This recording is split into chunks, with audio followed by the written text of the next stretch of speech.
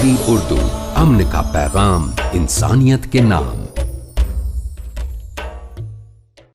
لبيك اللهم لبيك لبيك اللهم لبيك لبيك لا شريك لك لبيك لا شريك لك لبيك إن الحمد والنعمة والنعمة لك والملك لك والملك لا شريك لك لبيك اللهم لبيك لبيك اللهم لبيك لبيك لا شريك لك لبيك لا شريك لك لبيك إن الحمد والنعمة والنعمة لك والملك لك والملك لا شريك لك لبيك اللهم لبيك لبيك اللهم لبيك لبيك لا شريك لك لبيك لا شريك لك لبيك إن الحمد والنعمة والنعمة لك والملك لك والملك لا شريك لك بسم اللہ الرحمن الرحیم ان الحمد للہ نحمده ونستعینه ونستغفره ونؤمن به ونتوکل علیہ ونعوذ باللہ من شرور انفسنا ومن سیئات اعمالنا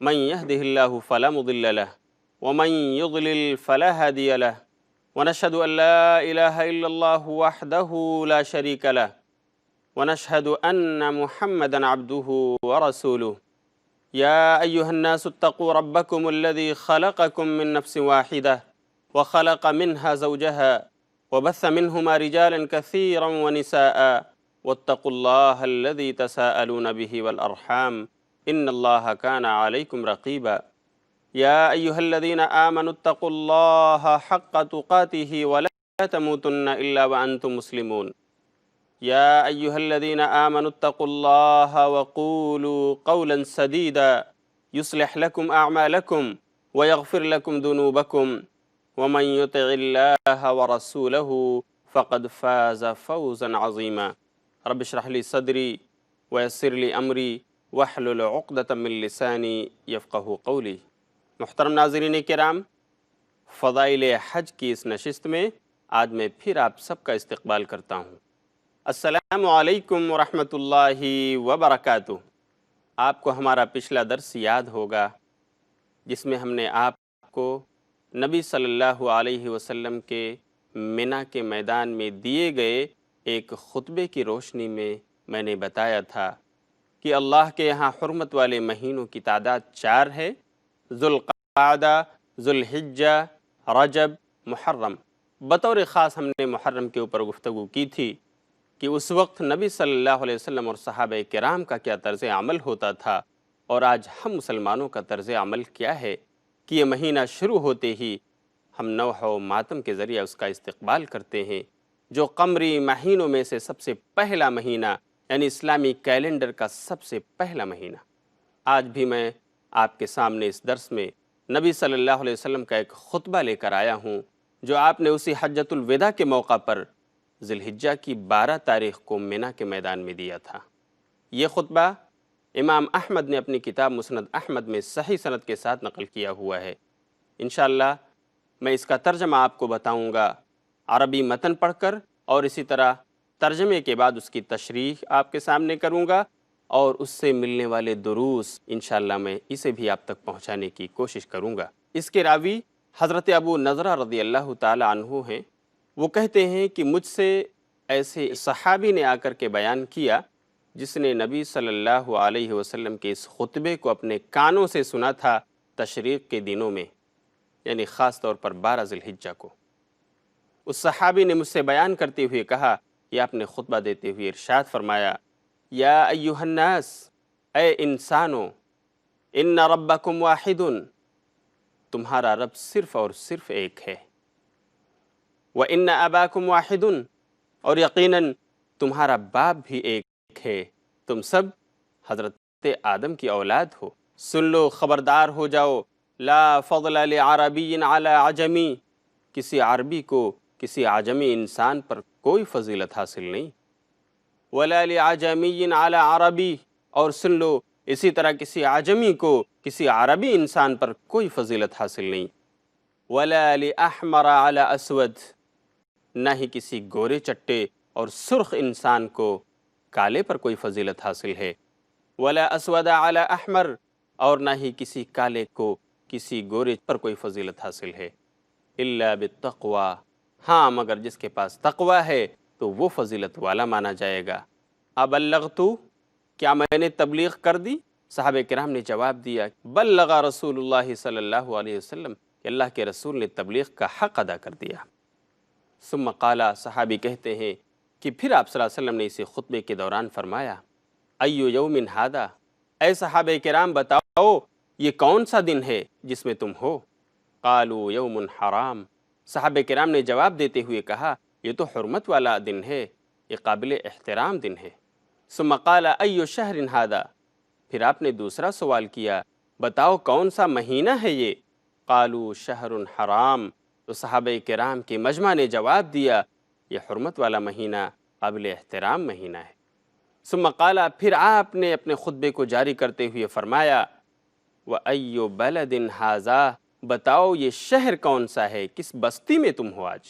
قالوا بلد حرام، صحابہ کرام نے جواب دیا ہم حرمت والے شہر میں ہیں، قابل احترام شہر میں ہیں، یعنی مکہ میں۔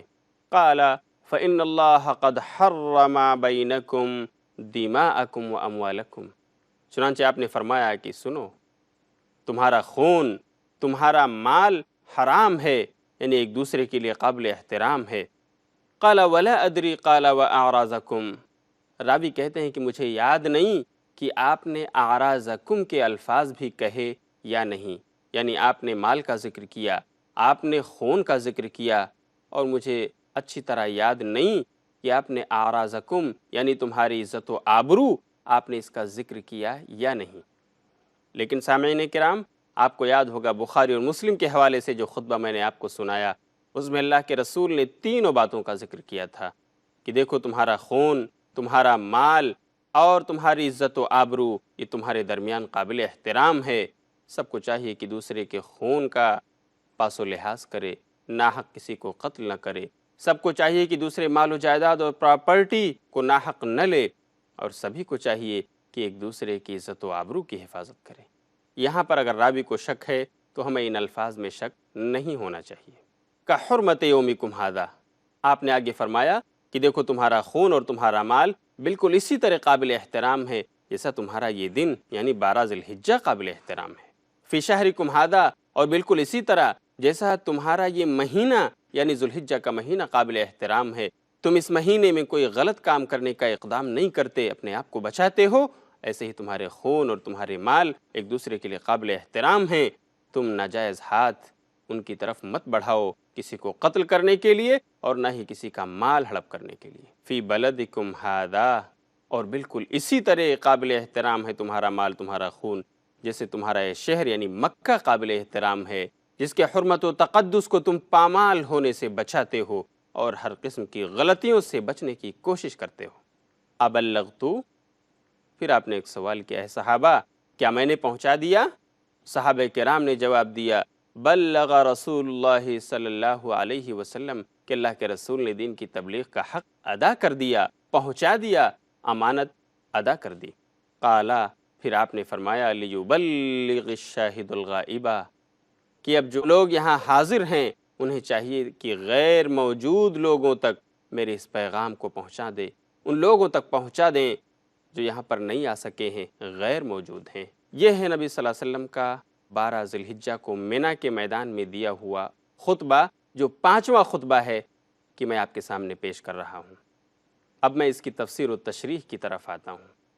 اللہ کے رسول صلی اللہ علیہ وسلم نے اس میں کون سی اہم بات امت تک پہنچائی ہے اور کون سی اہم تعلیم ہے جو اس میں نئی ہے، پرانے خطبوں میں نہیں تھی۔ آئیے ہم دیکھتے ہیں۔ اللہ کے رسول نے اس خطبے کی شروعات میں فرمایا یا ایہا الناس، اے لوگو، اے انسانوں۔ آپ نے یا ایہا الذین آمنوا نہیں کہا کہ اے وہ لوگو جو ایمان لائے ہو میرے اوپر، اللہ کے اوپر، فرشتوں کے اوپر، اللہ کی کتابوں کے اوپر، آخرت کے دن کے اوپر نہیں۔ اگر اللہ کے رسول نے کہا تو الناس کے الفاظ کو کہ اے لوگو، اے انسانوں، ان ربکم واحد، بے شک تمہارا رب ایک ہی ہے، وَإِنَّ أَبَاكُمْ واحد، اور بے شک تمہارا باپ بھی ایک ہی ہے، تمہارے والد بھی ایک ہی ہیں۔ اسلام نے کتنا بڑا آفاقی پیغام پیش کیا ہے۔ ان کلمات پر غور کیجئے، ایک ایک لفظ آب زر سے لکھے جانے کے قابل ہے۔ ان ربکم واحد، لوگو تم سب کا رب ایک ہے، تم سب کا خالق ایک ہے، تم سب کا پالن ہار ایک ہے، اور تم سب اسی کی مخلوق۔ وَإِنَّ أَبَاكُمْ واحد، اور تمہارے باپ ایک ہیں، تم سب ایک ہی باپ یعنی حضرت آدم کی اولاد ہو، اس لیے دیکھو تم میں بھید بھاؤ نہیں ہونا چاہیے۔ ان الفاظ میں غور کیجئے کہ اسلام ساری دنیا والوں کے لیے ہے، کسی خاص خطے، کسی خاص علاقے، کسی خاص ملک یا کسی خاص قوم کے لیے نہیں، بلکہ پوری دنیا کے لیے۔ جس طرح گورے لوگوں کے لیے اسی طرح کالے لوگوں کے لیے بھی ہے، جس طرح عرب والوں کے لیے ہے اسی طرح عجم والوں کے لیے بھی ہے، جس طرح مردوں کے لیے ہے اسی طرح یہ اسلام عورتوں کے لیے بھی ہے، تمام لوگوں کے لیے مذہب اسلام ہے۔ بات ہوتی رہے گی، لیکن وقت ہو گیا ایک چھوٹے سے وقفے کا، اس لیے ہم یہیں پر ٹھہرتے ہیں، انشاءاللہ پھر ملاقات ہوگی تھوڑی دیر کے بعد، تب تک کے لیے انتظار کیجئے اور دیکھتے رہیے فضائل حج۔ والسلام علیکم ورحمۃ اللہ وبرکاتہ۔ لبيك لبيك اللهم لبيك لبيك اللهم لبيك۔ محترم ناظرین کرام، اس نشست میں ہم آپ کا پھر سے استقبال کرتے ہیں۔ السلام علیکم ورحمۃ اللہ وبرکاتہ۔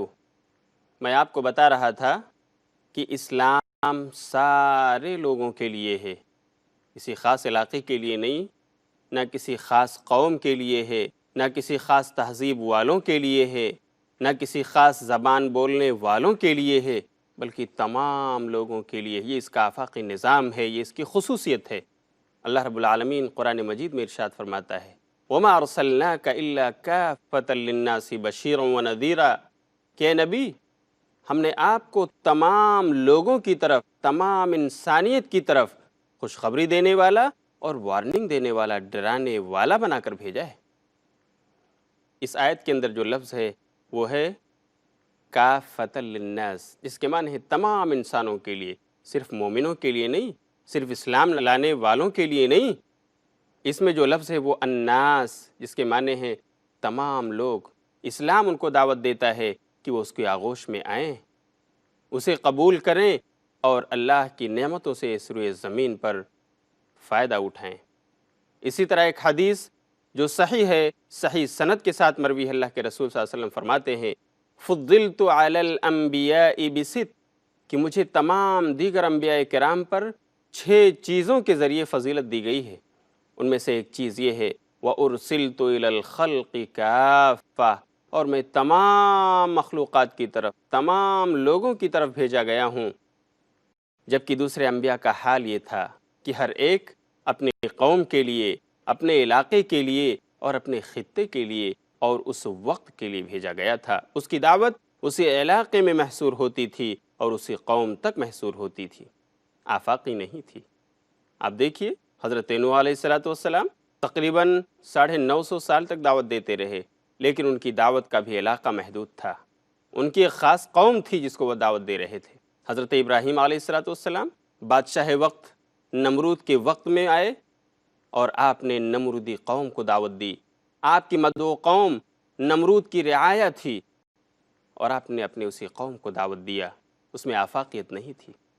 اسی طرح حضرت موسیٰ علیہ السلام آئے، وہ بھی اپنی ہی بھیڑ بکریوں کو دیکھنے کے لیے آئے تھے، وہ اپنی ہی قوم کو تنبیہات کرنے کے لیے آئے تھے، اور ان کی دعوت بھی اس وقت کے لیے تھی اور اسی قوم کے لیے تھی جس میں وہ بھیجے گئے تھے۔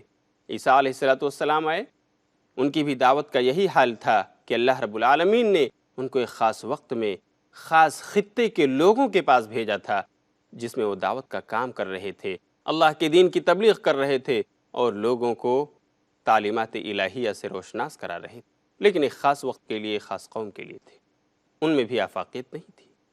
اخیر میں جناب محمد الرسول اللہ صلی اللہ علیہ وسلم آئے، جن کا خطبہ میں آپ کے سامنے پڑھ رہا ہوں، اور انہوں نے یہ تعلیم دی کہ یہ اسلام، یہ دھرم سب کے لیے ہے اور میں ساری مخلوقات کے لیے نبی بنا کر بھیجا گیا ہوں۔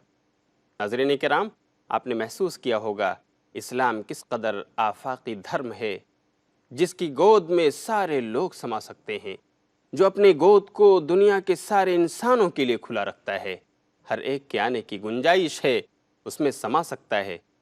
یہی وجہ ہے کہ اسلام میں ذات پات کی بنیاد پر کسی قسم کے بھید بھاؤ کی کوئی گنجائش نہیں ہے، جبکہ دوسرے دھرموں میں نمایاں طور پر نظر آتا ہے۔ آئیے میں آپ کو قرآن کریم کی ایک آیت سناؤں، جو آیت اس موضوع کے تعلق سے بہت قیمتی ہے، جس آیت نے دنیا کے تمام انسانوں کو ایک خاندان اور ایک قبیلہ بتایا ہے کہ سارے لوگ ایک ہی خاندان ہیں، ایک ہی قبیلہ ہیں، اس لیے اس میں بھید بھاؤ کیوں؟ اس میں ذات پات کی بنیاد پر جھگڑے کیوں؟ سب کے سب ایک ہی ماں باپ کی اولاد ہے۔ وہ آیت سورہ حجرات سورۃ نمبر 49 اور آیت نمبر 13 ہے۔ اللہ ارشاد فرماتا ہے یا ایھا الناس انا خلقناکم من ذکر و انثی، جس کا مطلب ہے کہ اے لوگو، اے انسانو، ہم نے تم کو ایک مرد اور ایک عورت کے جوڑے سے بنایا ہے۔ وجعلناکم شعوبا وقبائل، اور پھر ہم نے تم کو خاندان اور قبیلوں میں بانٹ دیا۔ کس لیے؟ اوس و خزرج کی طرح لڑائیاں لڑنے کے لیے نہیں، قبائلی تعصب کے لیے نہیں، بلکہ صرف اس لیے لتعارفوا، تاکہ تم آپس میں ایک دوسرے کو پہچان سکو۔ اللہ نے تعارف کے لیے خاندان اور قبیلے بنائے۔ ان اکرمکم، تم میں سب سے زیادہ قابل اکرام، قابل احترام اور معزز اللہ کے نزدیک وہ ہے اتقاکم، جو تم میں سب سے زیادہ اللہ کا تقوی رکھنے والا، جو تم میں سب سے زیادہ اللہ سے ڈرنے والا ہے، اس کی تعلیمات اور احکامات پر عمل کرنے والا ہے، اس کی منع کردہ چیزوں سے بچنے والا ہے۔ اس انداز میں جو اپنی زندگی اس دنیا میں گزارے گا تو وہی اللہ کا محبوب ترین بندہ ہوگا۔ اللہ کا محبوب وہی ہے جو متقی ہو، اللہ سے ڈرنے والا ہو۔ ناظرین کرام، آپ محسوس کیجئے، اس آیت کریمہ نے دو بنیادوں پر کائنات کے تمام انسانوں کو جوڑ دیا اور ایک ہی لڑی میں پرو دیا کہ دیکھو تم سب کے سب نمبر ایک ہی خالق کی مخلوق ہو۔ انا خلقناکم، لوگو ہم نے تم کو پیدا کیا ہے، تمہارا خالق ایک ہے اور تم سب کے سب اس کی مخلوق ہو۔ تو جب تمہارا خالق ایک، تمہارا پیدا کرنے والا ایک اور تم سب اس کی مخلوق، تو پھر بھید بھاؤ کی گنجائش کہاں رہی؟ نمبر 2، من ذکر و انثی، کہ ہم نے تم کو مرد اور عورت کے ایک جوڑے سے بنایا ہے، یعنی تمہارے ماں اور باپ ایک ہیں۔ جب تم ایک ہی ماں باپ کی اولاد ہو تو بھید بھاؤ کی گنجائش کہاں رہی؟ اسلام نے ذات پات کی بنیاد پر بھید بھاؤ کو مٹا دیا۔ اسلام نے کس انداز میں بھید بھاؤ کو مٹا کر امن و سلامتی کو برپا کرنے کا ایک نظام پیش کیا ہے۔ آپ دوسرے دھرموں کا جائزہ لیجئے۔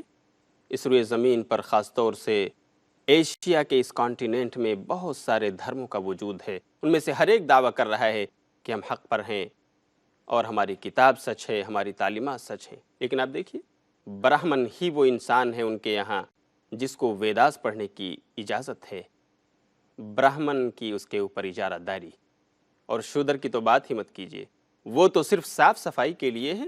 دھرم کے ماننے والے اس قسم کے نظریات رکھتے ہوں گے کہ میں برہمن ہوں، میں قابل احترام ہوں، وہ چھتریا ہے، وہ شودر ہے، اس لیے ہم اس کا احترام نہیں کر سکتے، اسے صرف ہماری خدمت کے لیے پیدا کیا گیا ہے۔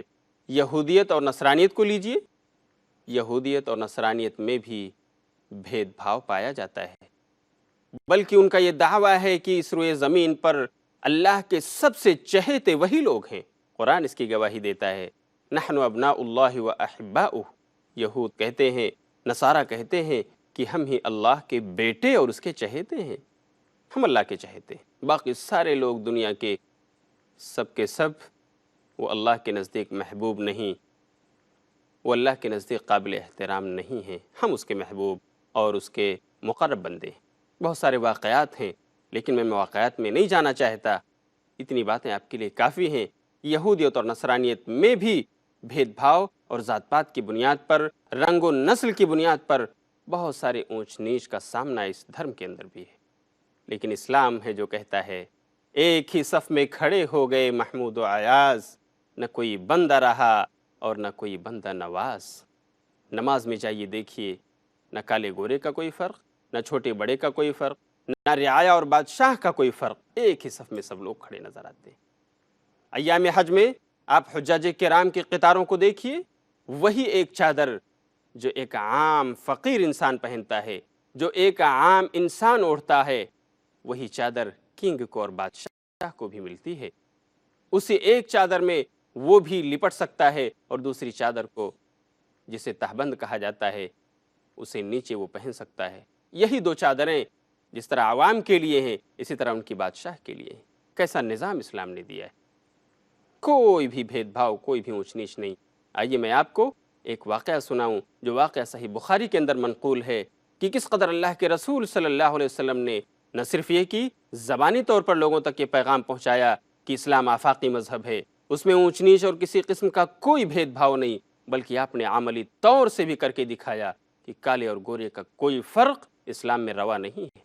یہ دو صحابہ حضرت ابو ذر غفاری رضی اللہ تعالیٰ عنہ اور حضرت بلال رضی اللہ تعالیٰ عنہ کے درمیان کا ہے۔